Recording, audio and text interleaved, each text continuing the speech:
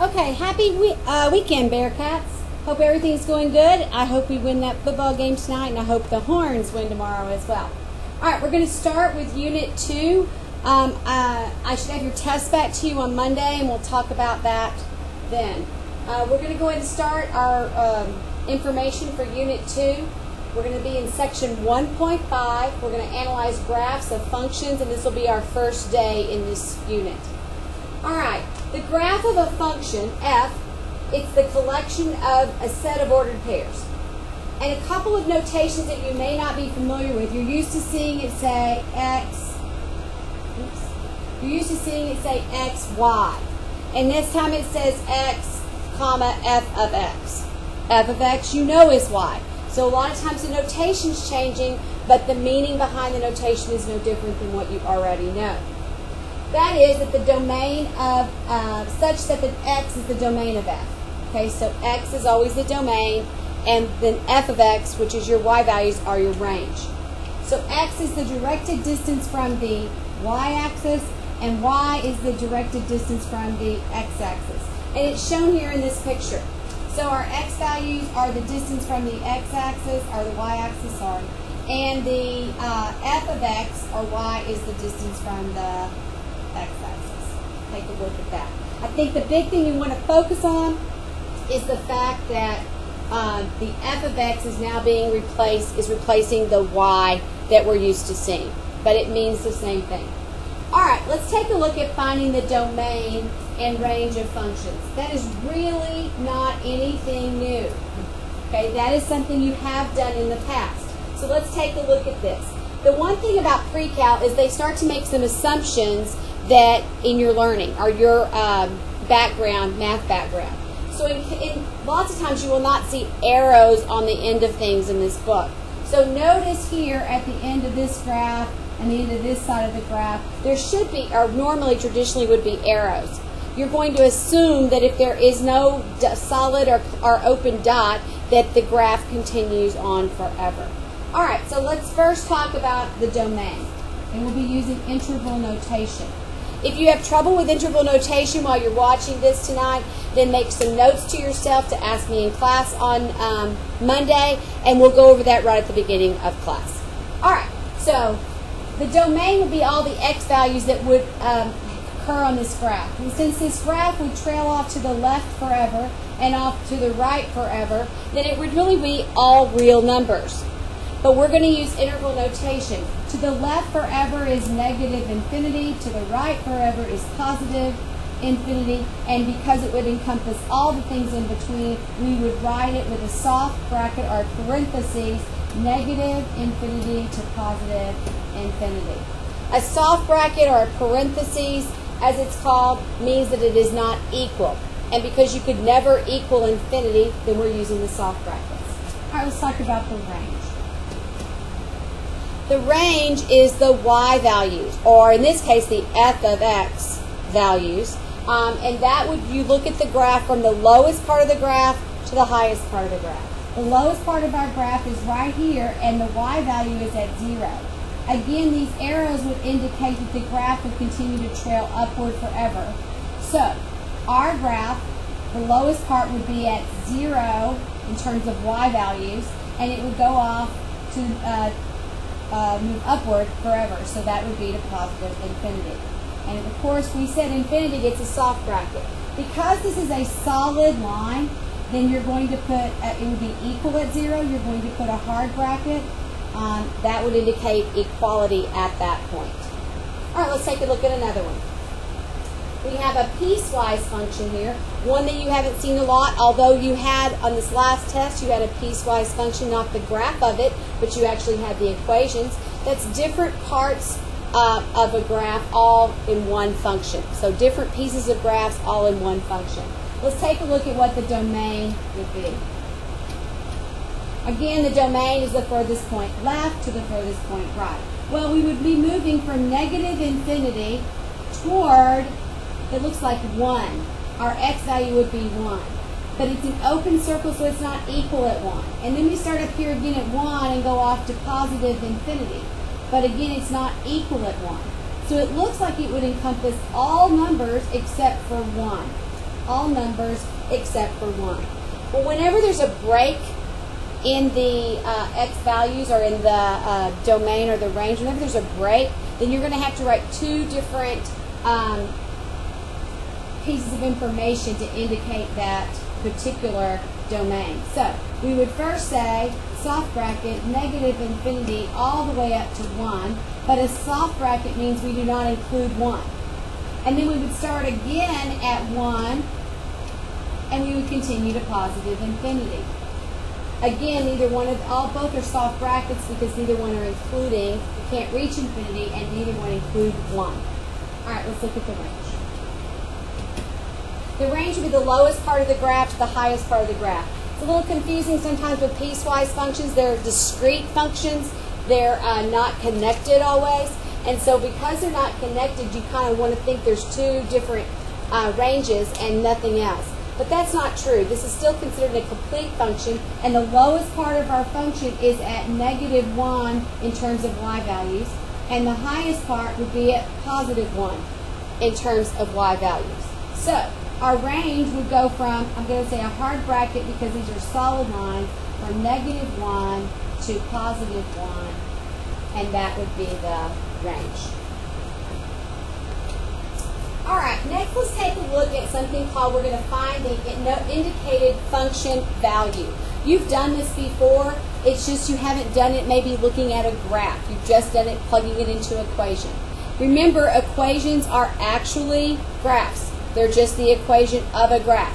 But the equation has a picture always, and that would be the graph. So we're going to look at some graphs and figure out what we're looking for. If we're looking for function values, take a look at A. Take a look at A, and A says f of -1. That would be like f of x. So -1 is our x value, and we're looking for the function value, which would be the y value that corresponds to -1. So if I were to look over here on my graph, and I'm going to put my pen about at -1, and I look up onto the graph, my y value would be up here at about 4. So for A, where you have f of -1, you would say that equals 4. All right, I'm not going to write it every time, but this would be the form in which you would write it on a test or in your classwork on Monday. I'm going to run out of room, so I'm just going to write the actual value. For B, it says B is at 2. This is a little trickier on this graph. You have to imagine that you're going up, and it would intersect 2 about at 4 again. So the value at 2 would be the y value of 4. Let's take a look at C. Part C is 0. When we're at 0 and we look up on our graph, we're about y value would be at 2. And for D, going to run off the page. Okay, we'll do it. And for D, when you're at 1 on the x-axis, we're actually on the x-axis making our y value just 0. All right, let's look at this second function. Another piecewise function, again, a couple of pieces of graph all on one function. Let's try f of 2. So f of 2, this is part A. F of 2. F of 2 means when our x value is 2. When our x value is 2, on the graph, our y value would be at 0. So again, we're going to go back and just give this value right here this time, but this would be the form in which you would write it. So for B, when it says f of 1, we would look when x is 1. When x is 1, we have to look up here to the graph because that's where our y value would be. And our x value at 1 would be here at, our x value at 1 gives us a y value also at 1. Why not down here at -2? Think about that for a second. Why not down at -2? Hopefully you realize because it's an open dot, it's really not equal there. Okay, it's really not equal there. So the answer would be 1.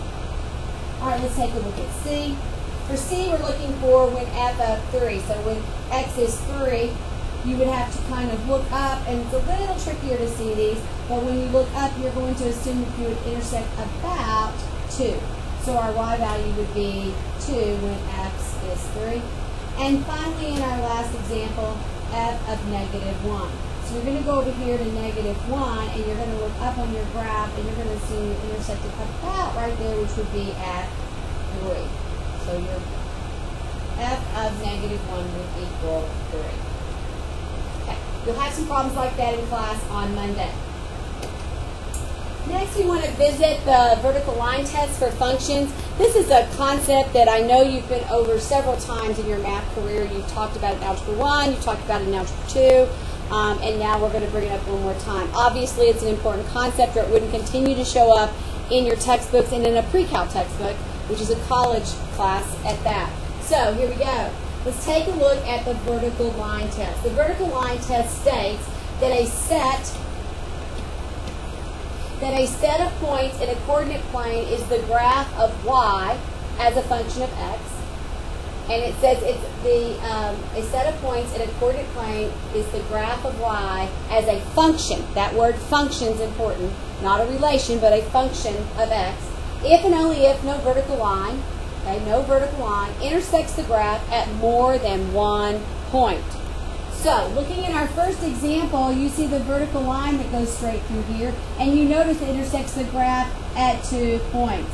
So this is not a function.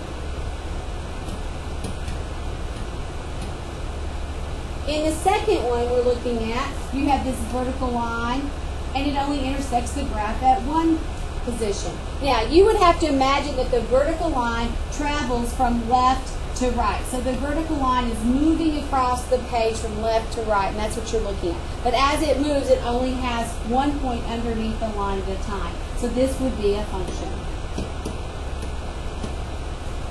And last, again, we have this piecewise function. This keeps coming up. Obviously, it's important to understand piecewise functions.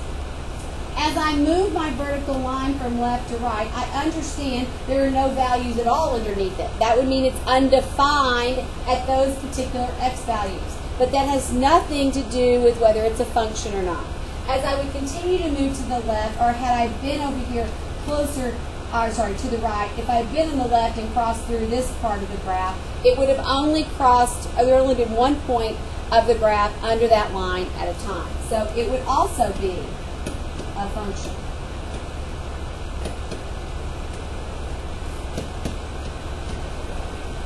Okay. All right, to our last concept. All right, the last concept that we're going to talk about is zeros of a function. If a graph of a function of x has an x-intercept at a 0, that means there's going to be a value for a, but the y value or the range value is 0. Then a is a 0 of the function. It would also be called an x-intercept, which is something you might be a little more familiar with. But a 0, an x-intercept, sometimes you'll hear the word root or even sometimes solution. Okay? All of those words mean the same thing. All of those words mean the same thing. The notation that you're not as familiar with is putting an a where the x value would be. A just is a letter in this case representing any value that could be. Alright, so again, the zeros of the function of f of x are the x values for which f of x, which we know to be y, is equal to 0. So if f of x is equal to 0 or y is equal to 0, then in every case we're going to take our equation and set it equal to 0 and find our zeros. Find our x-intercepts. So let's take the first one. Alright, so here I see a quadratic.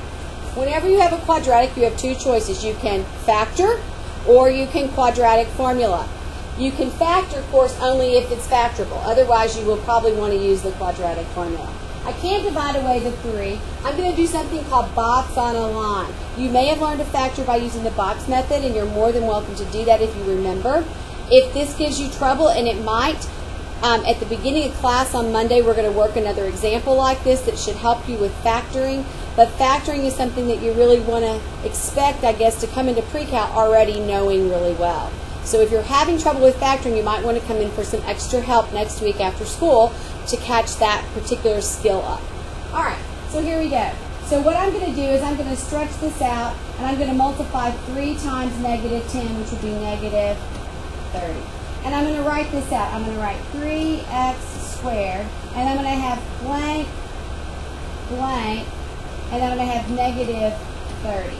And these two blanks in the middle need to multiply to negative 30, but they have to add, this little term right here, to positive x, just one x. Just one x. So I'm thinking that to get to 30, I could use, let's just trial and error. You could use 10 and 3. But 10 and 3, adding 10 and 3 or subtracting 10 and 3 are not going to get me 1. So then I think, okay, what about 6 times 5? That's 30, and those are only 1 apart from each other. That would get me what I need.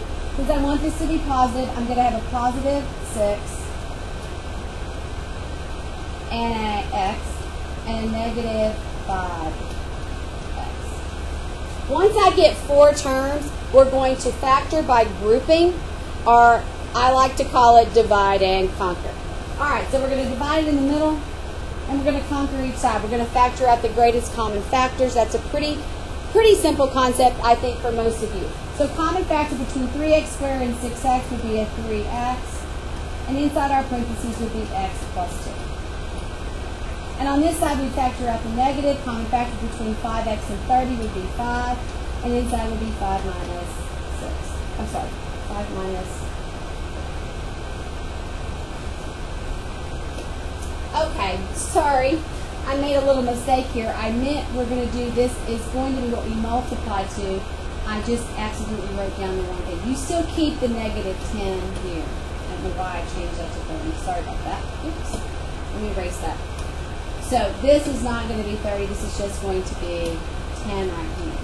But the middle number has to multiply to negative 30 or add to positive x. Sorry about that. We'll practice that again on Monday. We'll use this example, and I'll have another example for you. So that's because I could think there's something really wrong there. All right. So this would be also 2. When you factor by grouping, the plus 2. Negative 5 times positive 2 would give me negative 10. So when we factor by grouping, you're looking for the 2 in the parentheses to be the same thing. So when we do this, we're going to get 3x and the minus 5 as one of our factors. And we're going to get the x plus 2 as another factor. And we're going to have to set those both to 0. When we set 3x minus 5 equal to 0, you would move 5, it would become positive and divide by 3. So your x value then would be positive 5/3. And your y value, and your x value of x plus 2 would be negative 2. I'm going to come up here and show you graphically kind of what that looks like. That means we have an x value at negative 2, and we would have another x value at 5/3. That would be somewhere between 1 and 2. And since it's a happy face parabola because it's positive, then our parabola is going to look something like this. But what we're focusing on are those 2 zeros. Those 2 zeros. If you got hung up in the factoring, please come see me someday after school next week. I will do an example in class on Monday, but if you're hung up on factoring, that's a skill we really need to kind of do on the side because you're really supposed to have that skill already accomplished. All right, let's go on to our next example. We're going to now go to our final example. Our final example.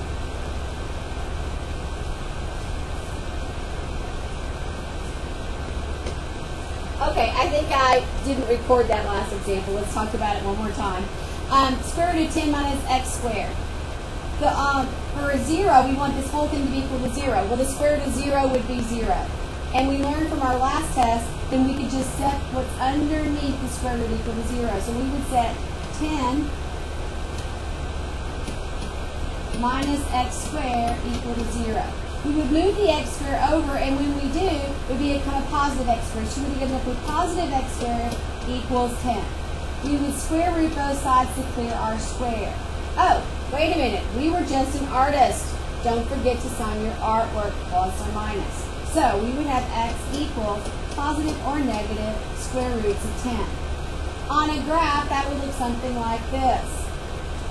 We would have the negative square root of 10, and we would have an x-intercept at the positive square root of 10. And remember from our last test, we want to know the x values that work.